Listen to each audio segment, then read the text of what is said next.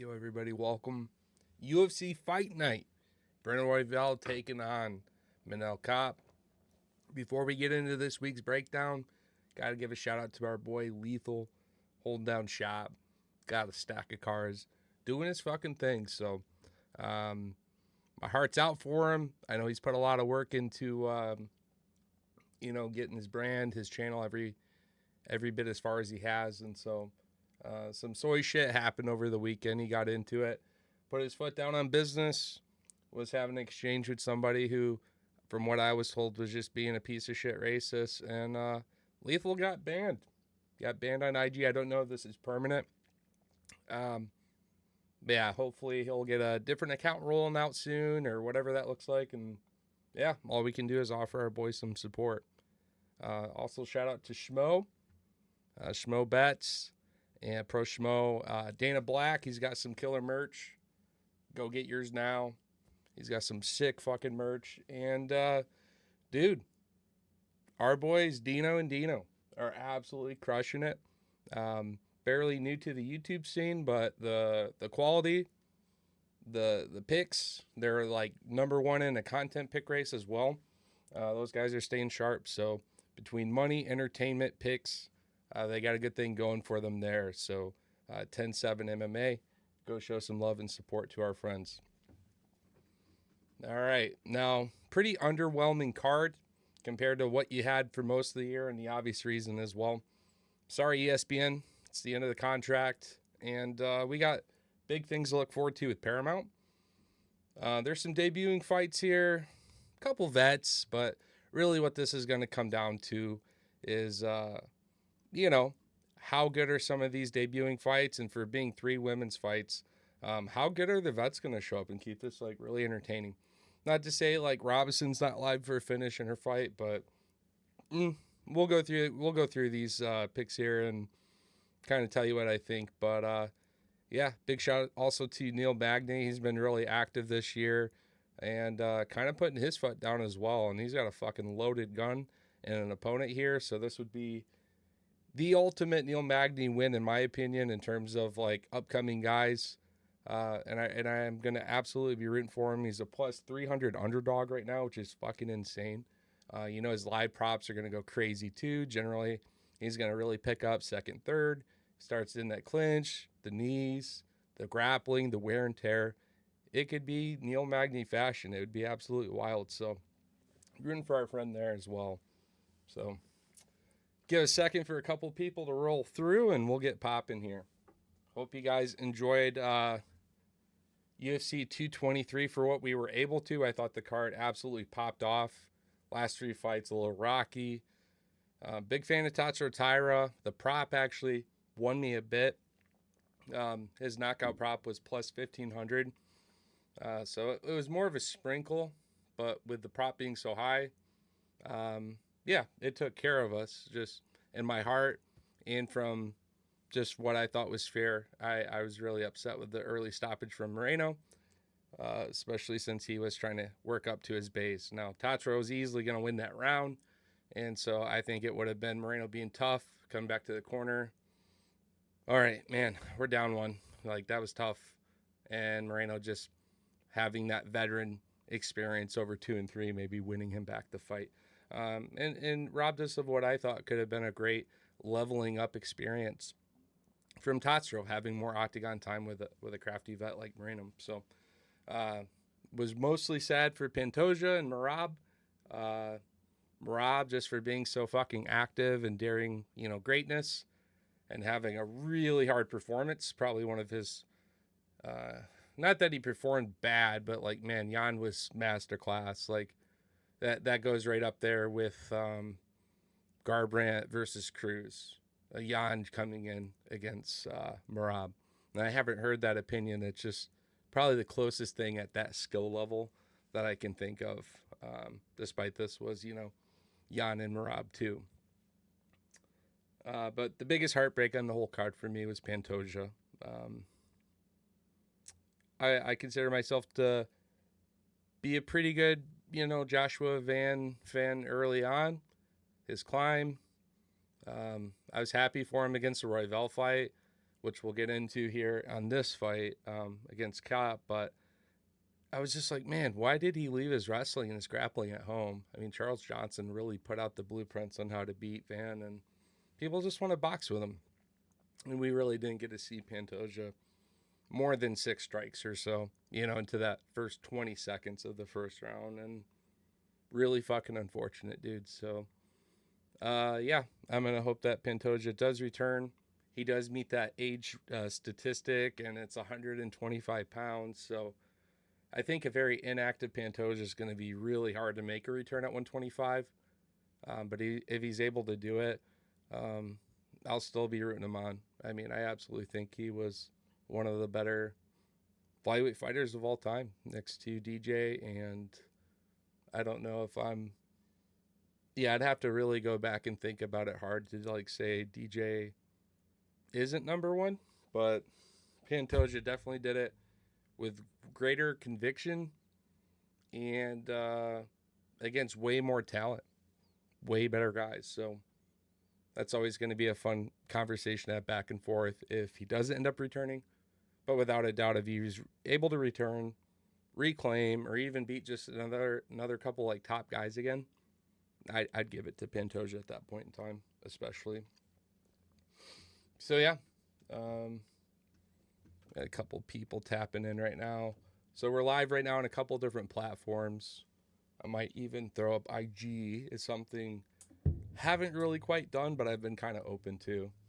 Definitely some active participants on that side of the woods. So might get that open up here. We'll think about it.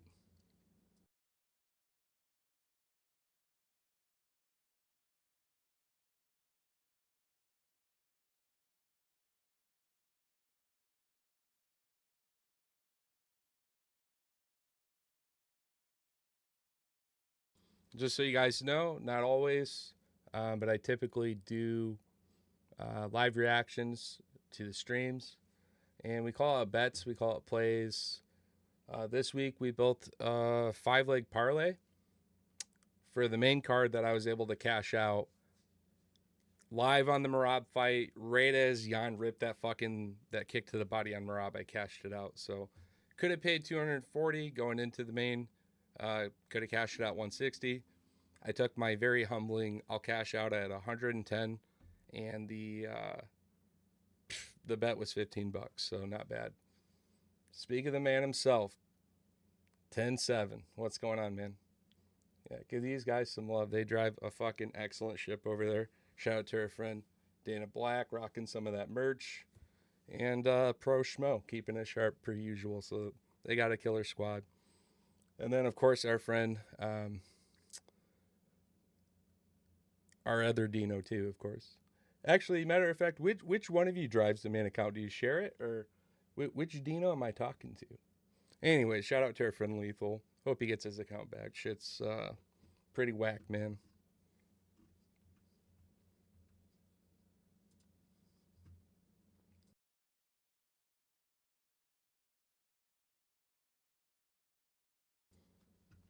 If he's unable to make another account, I might honestly just let him have Lethaltoad, just so he can have something. If it's not impossible for him to make a new account, if he has to, I'm sure he can. But just he can hop on and use something just so he can get the news and hang out and talk. It's sad. Lethal, he really loves his fighting in life, and so when you take away his fighting and his friends, he's, it's tough. It's going to be a next tough couple of weeks. I wish they'd give him that account back. Oh, hell yeah, this is Bam Bam. Good shit. Well, that's awesome, man. Well, thank you for tapping in. I'm going to get through this card. Feel free to chime in and chat. Fades. I think there's some good dogs on this card. Finished props should be uploaded for me now. I'll probably review that and maybe consider putting out a lock sheet this week. Distance that we've been doing really good with, and there's some good unders here on this card I like a lot. With some of these heavier boys. Yeah.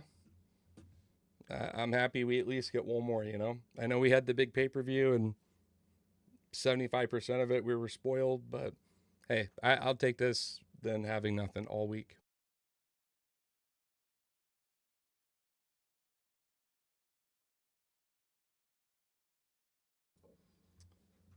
All right, let's go down, kick it off with the prelims. Thanks for tapping in, everybody. So, Teresa Bleda taking on Jamie Horth. Dude, Horth's kind of a good dog here. She's a bit of a gamer. She's one of those, as long as she can survive the first round, she'll come alive in the second, third. Offensive wrestling. Her striking isn't good, but because of the pressure and the standing control time, she finds herself some decisions. Um, Teresa's kind of one of those we're interested to see how she comes back, but we're expecting very dominant in the grappling exchanges, especially if the fight goes to the ground. But we're looking first round or bust. If Teresa is not getting it done the first round, I expect the Horth to come back in this fight. So if Teresa wasn't trying to break off some rust and had a little bit of a streak like Jamie had this year, I'd be a little bit more confident in her, and I know she is the favorite. So I'm ripping off the card this year with an underdog. Give me Jamie Horth to find her way maybe to a late second, third round finish, but likely to the judges. Staying away from distance on that one. Unless the finish props are really high, then we'll kick off a distance parlay as a long shot just for fun. But give me at least plus two. Give me at least plus 220 on distance or more, and we'll consider it. And we just rebuild it if it breaks, so it's pretty cheap.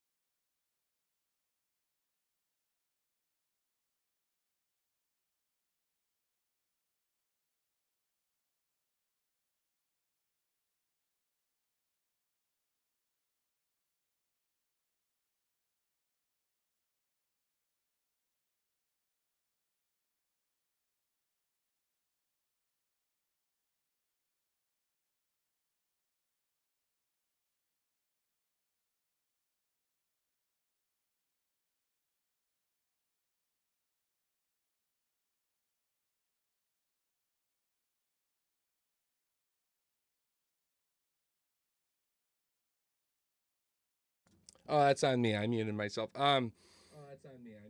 Fuck me. Goddamn audio issues. There we go. Yeah, I can respect needing a break. We've been kind of going at this shit for 99% of the year, and yeah, it depends how much tape study you really do. That's always my thing. If there's, for example, on this card, there are some debuters, there are some kind of riddles we have, um, people coming back. That always plays a factor too. It's really tough to say. I think this week's more of a coin flip in terms of how do some of these guys show up and what are some of these ceilings looking like versus how does so and so come back. Last week really faded Barber given all the health issues. For me, she had to really come back and prove it, and she did. She did kind of exactly how I said she would win, come back second, third round, and do great. Um, she was actually crushing it at the end of the fight. I will say, the end of round two, Silva could have been nasty. She reversed that triangle position, was like basically sitting on Macy's fucking face with her neck tied up. Could just start ripping some ground and pound. So happy Macy got it done. Now I can feel more confident in picking her and talking about her. And from a betting standpoint, I had to fucking stay away from that fight because I just don't trust Silva for the reason she just showed. She just chokes. I trusted her enough against health issued, Barber, but is what it is. I'm happy Macy's back. So yeah, first fight, let's go Horth. Not going to think about it too much. Teresa's got to prove to me again this week.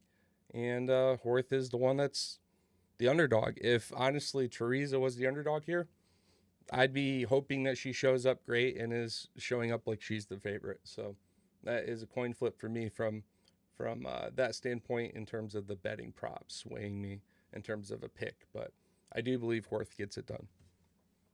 Ellen Fry taking on Fucking Project Pat out of Brazil. Here's the thing, man. Fry, from what I've gone back and looked on this guy, he fucking sends it. He is gonna brawl. He is gonna fucking hunt for that finish, that knockout. So I kind of like Fry, round 1, round 2, maybe knockout prop here.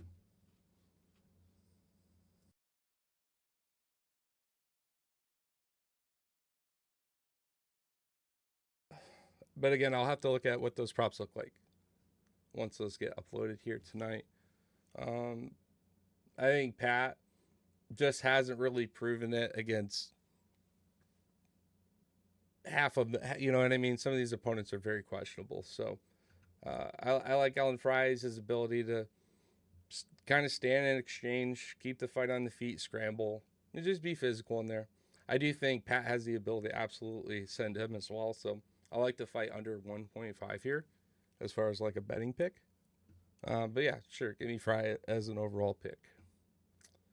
Moving up the card, we got fucking OnlyFans Luana Santos taking on Melissa Croden. I kind of fuck with Croden. I think she's all right. She's another person that kind of comes out and tries to send it and fucking to throw. And I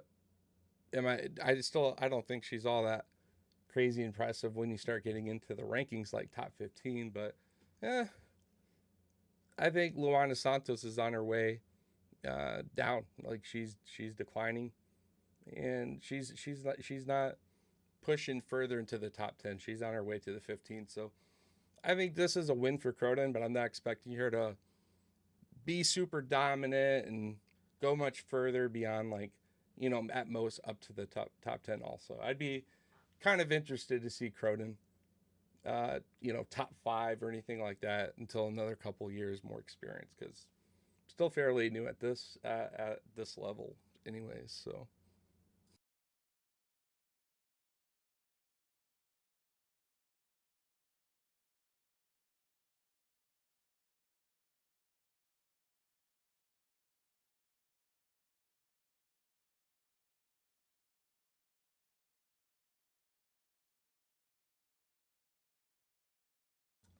all right, next on the card we got the big boys cracking off. You got Sean Sheriff taking on Steven Asplin. This guy is fucking hilarious. Just from an emotional pick side, I really hope Steven wins. He's from what we know, pretty funny personality. But he's grit. He's got power. And he's not the most athletic, but I think it's one of those things where he's definitely able to get into the UFC, dial in like Walter Walker did, get his ass in the PI, and you know he could still meme and be that goofy biggish guy. Always have that extra, you know, pad on him and shit. But dude, he when he actually wants to fight, that guy's one of those guys that I feel like can break something and still want to keep going, like a broken arm or broken hand. Like there's just something about him that makes me think like he's funny and shit, but like that personality piece comes from a life of maybe like striving for that thing, the friends, the attention, and all those things. And like as a fighter, he's devoted his life to this thing, and like the whole thing with his dad not being able to do it, so it's on him. I just think he's got that morality that makes him want to fight, even if it means life or death. So this dude's knocked, this dude's bleeding.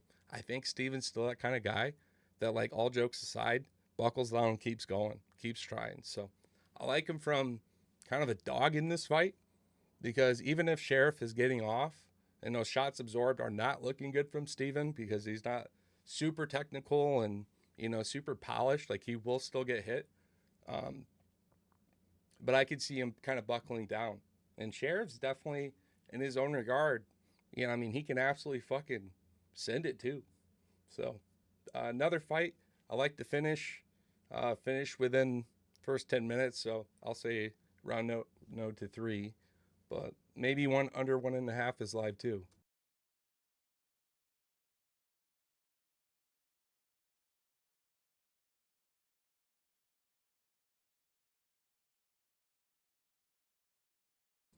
Got Bam Bam in chat says, I love this fight. I hope those titties win. Yeah, me too.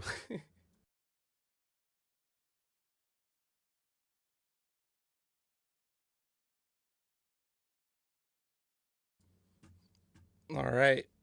Next on the card, sorry, let me interact with the display here as well. Next on the card, we got fucking Neil Magny taking on Yaroslav Amosov. So this dude, from what I've seen, he's just a fucking motherfucker. Like, he's gonna go out, hunt for the submission game, get the ground and pound, but he's not one of those guys that's looking to keep the fight on the feet the whole time. And with Neil Magny, I actually kind of like all of his clinch work. His takedown defense is pretty good, but when he's able to use that height, that range, that reach, and kind of start landing some rangy knees, some sneaky elbows, and makes his comeback second going to third round, I think it's really live. And that's one of these fights here where I think Magny's maybe more of a risk at being on the feet in this fight. But Magny's guard's pretty good on the ground too. So even if he gets taken down, is eating some shots, but he's kind of moving side to side, defending the submissions, I could see Magny going into a second, third round and just, again, being a dog, preventing the takedown, maybe seeing Amosov start to tire out and fade while Magny's picking up steam. So it's either going to go one of two ways. Magny's going to be in danger in that first round, or I think Neil starts to open up and just kind of prove that, well, he's been fighting at a very high level for a long time. And so despite the losses, like, he's been really fucking active. He's been really fucking active. So all I'm saying is that plus 300 prop, I don't mind. Magny is like maybe like a parlay piece or something, because plus 300, he's still a good dog. I don't care the level of opposition. He's still a dog. Had he not just got dropped by Prates, I think we would hold him to a crazy regard. And then what we do now in the regard is, well, you don't win that many fights without at least being pretty solid. So I'm never gonna count Magny out of a fight. I think he's a hell of a warrior, hell of a dog, but there is some danger coming his way in this fight. And so it's a really big, how fucking Neil Magny are you? Because I still look back at the Mike Malott fight. I still look at some other examples where he's been down, but do not count him out. And so we actually make really good Neil Magny live dog props. The highest I've hit him at is plus 1100. Going into the second round, about midway, he started picking up, was losing first in the beginning, a second. We got him at plus 1100, and he ended up getting a knockout, which hit that prop too, which was crazy high. So Magny has won some incredible money for me. So I do like betting, the fight by finish. I'm not going to devote to the knockout here, although it would pay really well if Magny does win. But dude, Magny can cinch up some shit too. So both are alive for a submission or knockout by finish props. I'm not gonna bet the fight ends by knockout and lose because Magny got choked or did the choking. You know what I mean?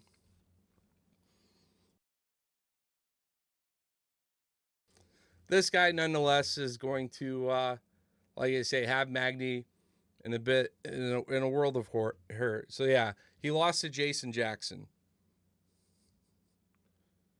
Yeah, Bellator, or PFL. Yeah, I saw that, and I kind of I kind of think about that grind, and that's where I think, like, all right, well, if you can lose to Jackson, Neil Magny is a very tough debut fight still, or early fight in this guy's career, I should say. He had what other fight in the UFC? Oh no, this is the debuting fight. Okay,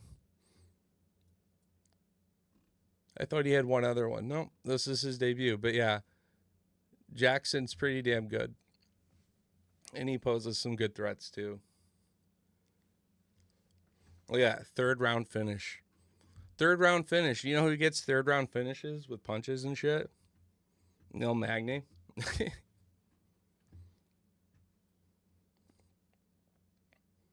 So, Neil Magny, from an emotional standpoint, obviously one of our Mud Hut warriors, always cheering on Neil Magny any fight he's in. But again, we do more times than not make good money with Magny. So yeah, let me take an incredible underdog in Neil Magny to pull the upset. and just, have those UFC vet years of experience show in this fight. But if the fight ends in the first 2 rounds, for sure, I'm going to say it's likely not in his favor. I think Magny either takes this to a decision or gets a 3rd round finish also.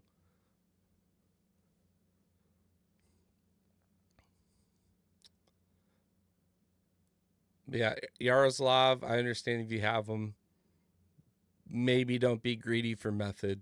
I understand maybe you want to push for the knockout, but I probably wouldn't be greedy on the method and just probably take a money line. I mean, unless it pays incredibly well for him by finish, I don't know.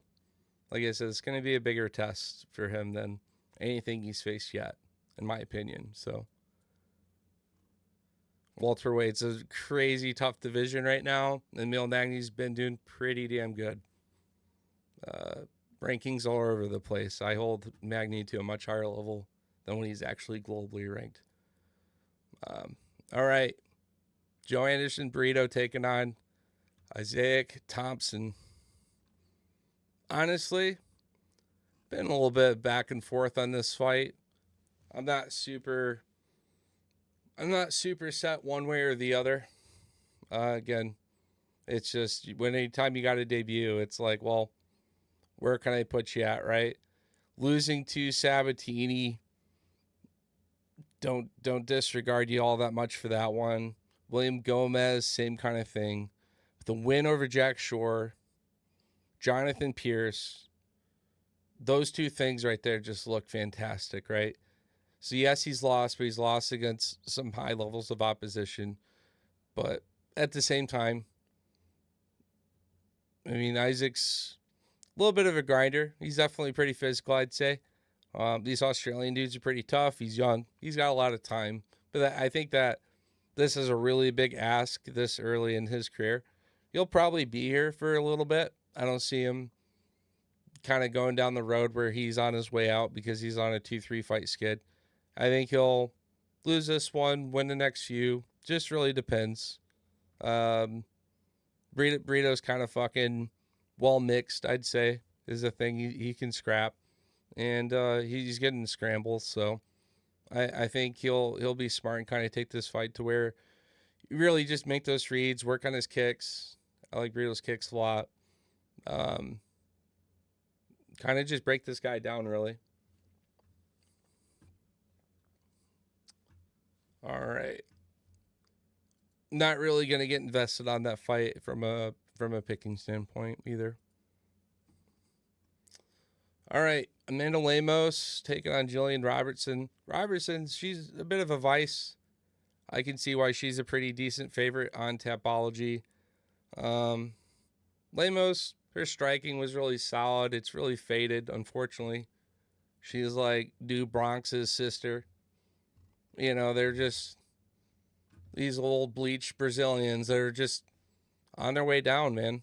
They aren't really going to be climbing the ranks much more than what they have.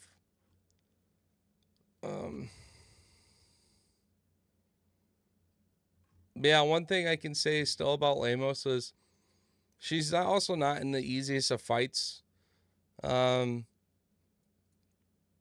these are exchanges where anytime she's being grappled on, she's really just helpless. She's losing the minutes. She's losing the control time. The striking's still there from Robertson on the ground and pound. I think she can get nasty and physical with this fight and get a finish. Likely going to be a submission win. But Lemos, if she's able to keep the fight on the feet, I'm also not in love with Robertson's striking. When her takedowns they've been there, but Lemos has somehow found her way to her feet. I don't really think that's the case in this fight, but let's just say, Robertson starts gassing a little bit in that second, third round. That's where Lemos could start to come back and look good if it fight isn't over. But I reckon we'd get a first, second round finish by Robertson.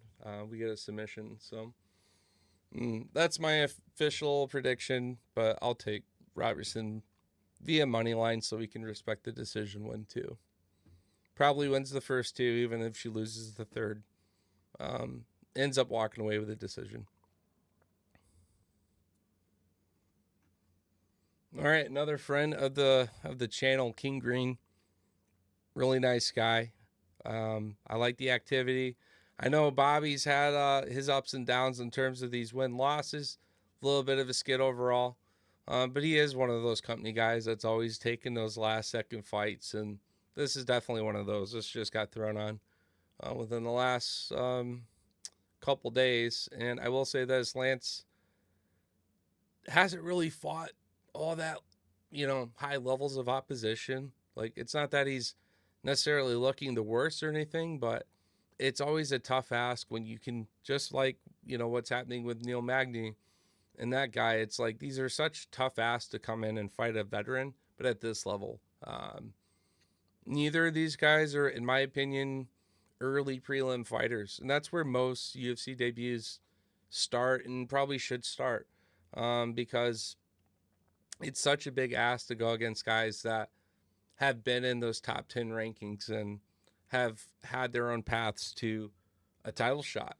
I mean, at some point in time earlier in their careers. So now that, yeah, things are going backwards, we've faded, we lost those ranks, but to who, right? And that still has merit. That still has value. I was at UFC 300, so I got to see the kind of awkward striking of Bobby in person. And outside of having the spotlights and it being the world's biggest platform and making a debut, what an interesting person to try to train for and strike with the hands low. Obviously, anything you can throw top shelf, mix it in, that's going to be wonderful for you with those hands kind of dropping low. I will admit it's always a little nerve-wracking when Bobby's in a fight and you want him to win and you're seeing those kicks go top shelf. So we all know that. We've seen it. But when Bobby's able to find his rhythm, his flow, let the hands go, I've always enjoyed watching his fights. And yeah, I still think that this is a bigger ask for Lance than it is of Bobby Green. So I think this is a tough debut. King Green is a crafty vet, wins this fight either late finish via knockout or decision.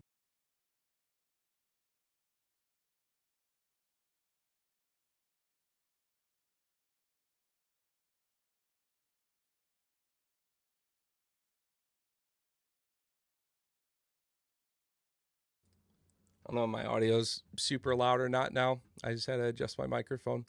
Yep, next on the card, we got Kennedy. I think this dude's a fucking striking savage. He's very athletic. He's rangy. He's quick.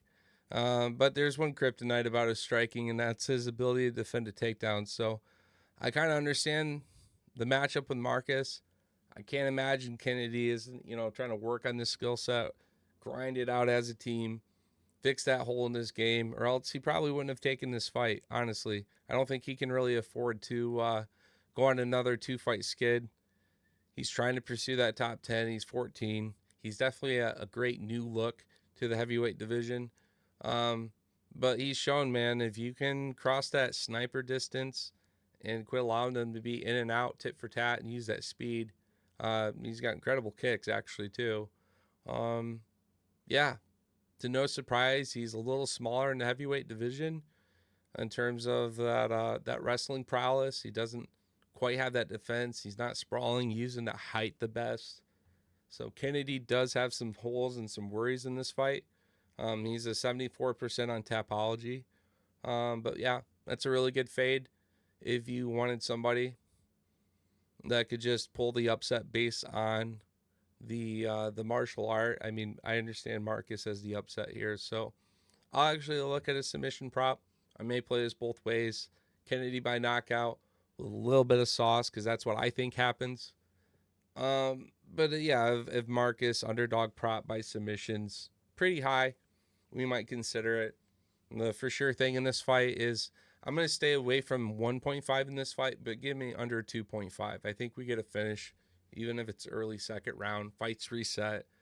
Kennedy's able to strike. If not, start a third round. Again, Kennedy's reset on the feet, able to strike.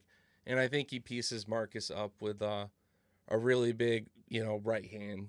Or obviously it could be one of these kicks, but Kennedy could throw just a really nice right hand that just sends him out. All right, next fight on the card, I think is a contender for just being an absolute fucking badass fight. We've had a share of really good fights this year. This one on paper says it can be part of that list, part of that conversation. Milky Costa taking on Morgan, the fucking last pirate, Charrier. Both of these guys are grit. Both of these guys impose really good scraps, fast in their scrambles, and the wrestling piece is there for Morgan. But the jiu-jitsu is actually fairly respectful from Costa. Costa's been able to sneak, very sneaky in these exchanges for anyone who's being a little too offensive. And he's been cinching up these wonderful fucking guillotines. So I told myself after his last few performances, I'm really not going to fade Costa until they give him a really top-ranked guy. And I think Morgan's on his way, but he's just following the path of Costa. I think Morgan is still going to pursue, still be in the top 15 of featherweight. I think he's a wonderful prospect still. But yeah, he's had his share of tough fights, and this is certainly one of them. I think Costa's had to fight higher levels of opposition, and he's been passing these tests. So give me Costa. I won't be greedy. I'll take a money line, but I really do like his submission and jiu-jitsu capabilities in this fight. If Morgan's leaning on the wrestling side, I will say when it comes to the striking, I like Morgan's hands better than Costa's. I like Costa's kicks, but dude, Morgan can match that. He's got some chopping, thudding power, and makes you really think about, guarding and dropping your hands to protect, and then he'll clean you up top shelf. He's a very crisp, clean striker as well. So Morgan's definitely more technical, but he can absolutely let it go and brawl. I think Costa's really not so much of a threat with the striking alone, but his ability to be tough, get close to you in these fights where he can really mix his grappling, his trips, and just have these kind of, these scrambles. If you're at range, I think you win with Costa. You got to take away his ability to wrestle. All right, pretty decent fight coming up here. We got Cesar Almeida and Cesare Olszewski is Michael's fucking younger brother, I think it is. Anyways, really good boxing, really good power. Has a decent amount of fight experience. Him and his brother, they're both fucking gangsters at the end of the day, hitting very, very nice knockouts. And you got to remember about Almeida, he's one of the few people that beat Poatan in kickboxing. So, Almeida, he's got that power. He's shown that power with his hands especially. But he also can get rocked too. So I think this fight's easily under 1.5. Give me violence. Give me an early finish. Give me something spectacular. But the fight ends via knockout 100%. If I'm not happy with under 1.5, I'm going to just lock up fight by knockout. So I can get that extra minute and a half if I really need to. But I'd be surprised if we see a third round. I think Almeida's kickboxing is going to actually help him in this fight with the chops. I think it makes him a very good underdog. But dude, all these Poland guys are showing up, and they're all showing up and winning. They're all showing up and getting these incredible fucking knockouts. So I'm not going to fade the Polish power, but this is still a pretty big ask. At the end of the day, we got some youth advantage here. We got some speed, and they both possess the power. So I don't think all the crafty vets are going to show up and win their fights. I think it's a tougher up-and-comer in what Neil Magny has to deal with than what Caesar's dealing with. So that's obviously one of the biggest long shots. But Almeida is a great underdog at this spot too. If you can get Almeida plus 200, consider it. Respecting the decision here as well. But maybe just winning off that technical second, third round, getting more points. But I actually do worry about Almeida having the gas in the third round to get the job done. And Cesare even being live for a finish. But he likely gets it, and he likely gets it in the first round or two. And that's just how these guys get it done. they don't waste a lot of fucking time. And so there you go. You can even see 7 first-round knockout finishes. So still got a lot to prove. Caesar's been proving it a little longer at this level. But nonetheless, we'll see how that one goes. That would be a very interesting fight, in my opinion, to see in terms of, where's the ceiling at still, you know? All right, moving on to the co-main event. We got Giga Chikadze taking on Kevin Vallejos. Chikadze, very fucking decent overall resume in terms of the volume of fighting, and he's had some big names. He's had his moments. I really had him fucking losing, which fight? Which fight was that? The Arnold Allen fight. The Arnold Allen fight I couldn't fucking believe.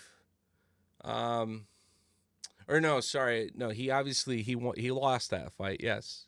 I was going to say, Allen did good. I think I faded him in the Barbosa fight. This is when Barbosa wasn't even doing all that fucking bad 4 years ago. And then things really took a fucking hit. So, there was just a fight where I remember him winning, and I'm just like, oh, he fucking surprised the shit out of me is what he did. So, but I think he's at the end of his gas tank, Kevin. Very crisp, very grit. I love to go back and watch that fight with Silva. He held his own. He had significant moments in the fight, too. Again, both very technical. Giga's going to mix the kicks better. He just does. But at this age, 37 years, do they still have that same snap, that same flash? Is he setting himself up to get fucking rocked? I think Kevin's one of those guys that, if that question's true, then yes, I think Kevin's technical enough to expose it.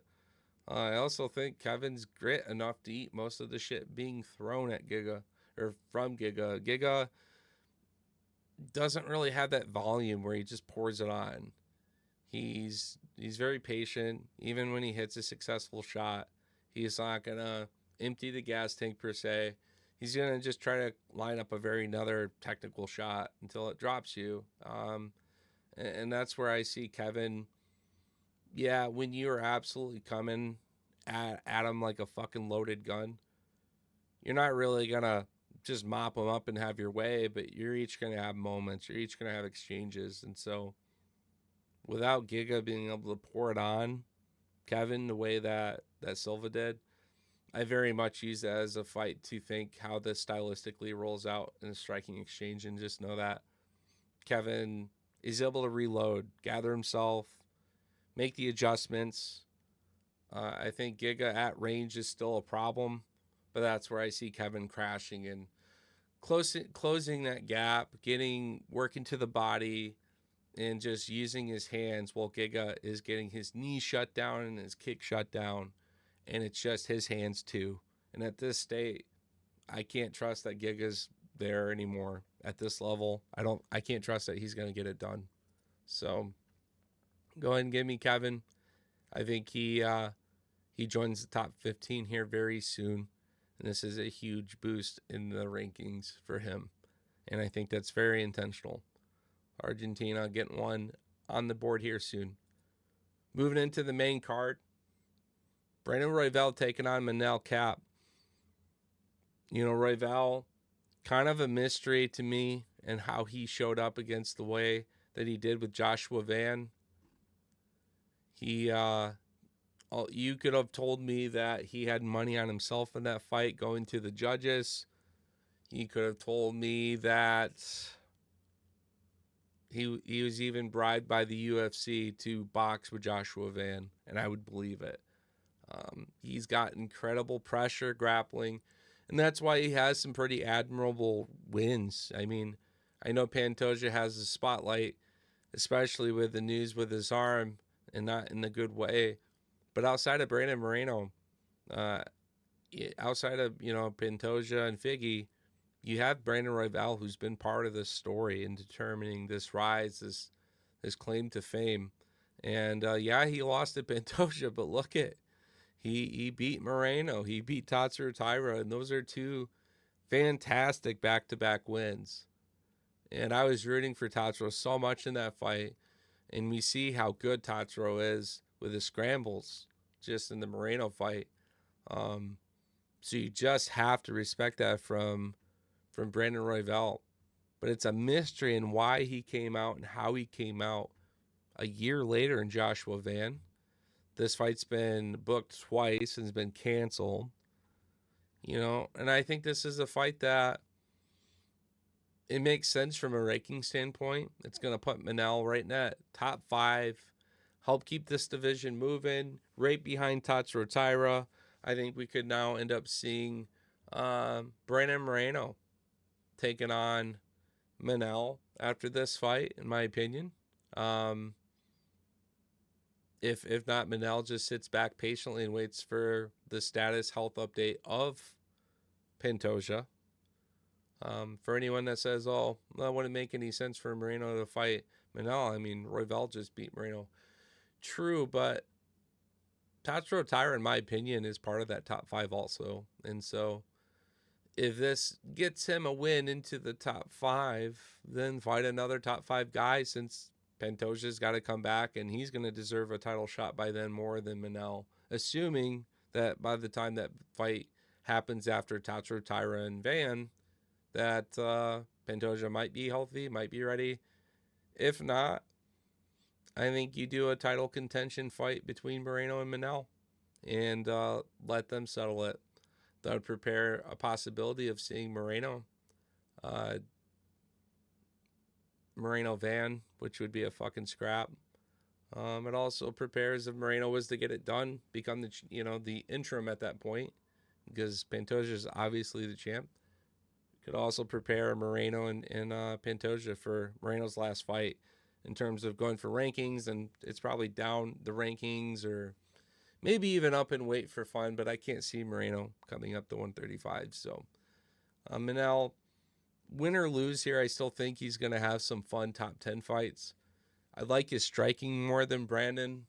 I can't believe my own eyes if we see Brandon want to stay on the feet in exchange with Manel in this fight. I think the consensus was really easy and obvious. I'm sure his team had reasons why Brandon's grappling wasn't there. I'm assuming there was some kind of injury. I just can't imagine why Royval would not have grappled in that fight. So I think he's got a lot of feedback since then. I think he's actually scared of the power of Manel versus the power of Van. And I think it's an obvious he should just be on the ground getting that control time. Now, Kape can scramble. He's got the athleticism. He's got power. But Brandon, as you know, he's a complete 5-round fighter. He does not fade. He's going to fucking be on you like this all 5 rounds. And Manel, I actually like earlier in the first 3 rounds. If he's to get a finish and get a knockout in this fight, I'd almost expect it to be in the first 3 rounds, or else I can't imagine that he's going to outclass Royval at that level of the fight. Those championship rounds, it just simply put, Royval's got that championship round experience. So, kind of surprised that Manel Kape isn't a favorite ever so slightly, coming off the loss to Joshua Van. And Manel just, again, opposing such an incredible fucking threat. But, yeah. I'm going to also say that Royval gets it done. Being just more veteran, more experience. And he's already beat some tougher guys than Manel, in my opinion. And that's what makes Royval hard to dismiss. But, man, if he lets us down here, I'm going to have a really hard time gauging him. It's really going to come down to how he fights. If he continues to strike and not mix in his grappling, then there you fucking go. I am checked out on Brandon Royval, and I'll continue to fade him from there. But assuming last fight was a fluke with Van, give me Brandon to get it done. Decision, however, probably staying away from finish prop here. I may take the under 4.5 to respect both sides. But I won't get overzealous and include it in a long shot or anything like that. Or I guess a lock. I could see this going 5 rounds too.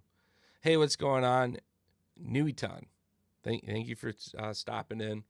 just kind of wrapping up the main fight here, the main fight night main event of Brandon Royval, Manel Kape. Main card definitely picks up. Prelims, got some pretty good fights. Again, the Caliber fight with Neil Magny, Crafty Vet. Got the Crafty Vet and Bobby Green. Pretty good. And, yeah, Lemos and Robertson. Not the worst of women's fights. That one's going to be interesting. And I like Kennedy's fights in these heavyweight divisions because whether it's him or his opponent, someone's getting dropped. So, and we got Mr. Titties himself and Steven.